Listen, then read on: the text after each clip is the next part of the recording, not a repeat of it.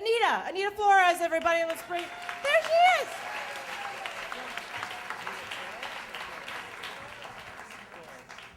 Thank you.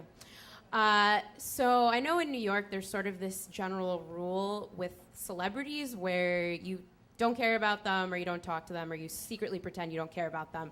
And I follow the rule. Like I don't talk to them, and I'm usually not fazed. Like I think probably the biggest person I saw was Jake Gyllenhaal. Very short, I wasn't impressed. But then there are these people, I'm sure somebody can relate here, that you idolized at some point or you were in love with, age 15 on. And this goes back to my sort of obsession when I was younger, around 15, with any shows that involved attractive people, dramatic music, and crying. So more specifically, I was really into the Olympics and soap operas. And I loved everything about the Olympics. I love the opening ceremonies. I love the dramatic stories. I could give a shit about the actual sports part. Like, that does nothing for me. But something very special happened when I was, I think it was the 2002 Salt Lake Olympics. I was watching speed skating, not really my thing, but then onto my TV screen came this, as I describe him, a raven-haired Adonis with these really thick, beautiful calves and perfect teeth and this really sexy, soulful patch of hair underneath those teeth. I'm, of course, talking about Apollo Ono. Thank you. I was obsessed with his story. I definitely have a thing for guys that used to be overweight. I think it's the insecurity. It makes me feel like I've got a shot. And he used to be really overweight, you guys, and his dad got him into speed skating camp, and he lost all this weight, and his mom left him when he was a kid, and he's just so attractive. And I became obsessed with him. I had pictures of him everywhere. I had dreams about him. Like, I dreamed that I would become a speed skater myself, and he would be my coach, and he'd teach me about skating and my body. And I was just in love. I thought I would, in the future, I would come somehow see him at the next Olympic Games in whatever host country it would be in. But surprisingly, 4 years later, I had moved on.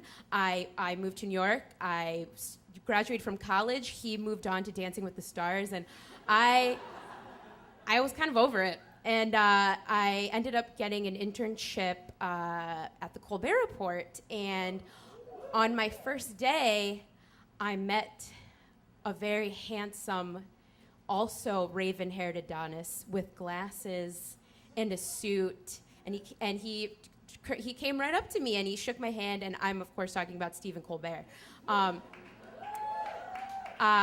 And I found him very charming, and I instantly thought, yes, I'm going to work for this man and secretly love him. And so one of the perks of being an intern there is you find out who the guests are going to be about 2 weeks ahead of time.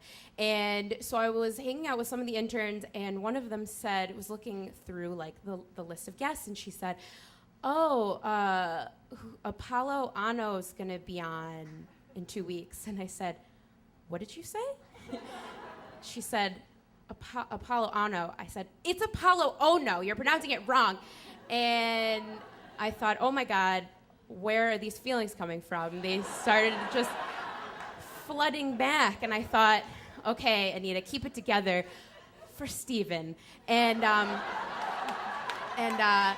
So as the week is drawing closer to him actually being on the show, pretty normal thoughts are going through my head, like, oh, maybe I'll get his autograph, but then they progress to oh, maybe he's single, to, oh, maybe these 4 years have been leading up to this inevitable moment where we will finally be together.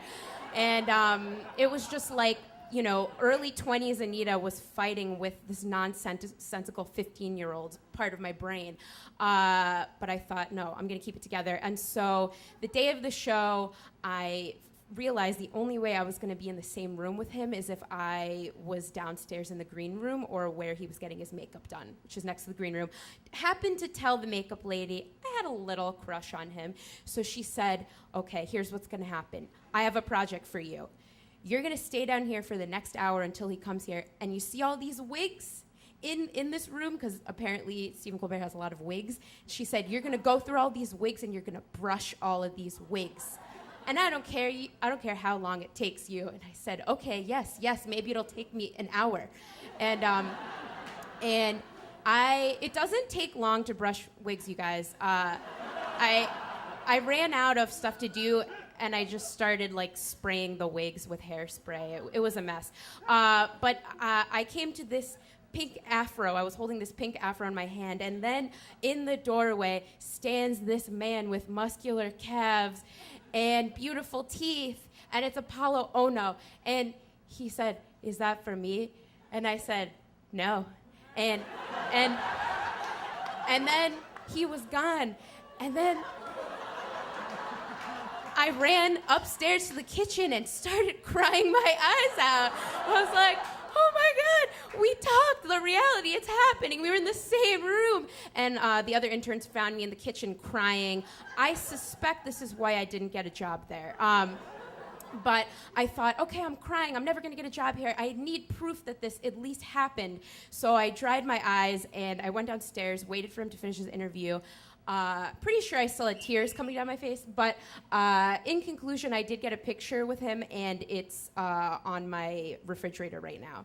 Thank you very much.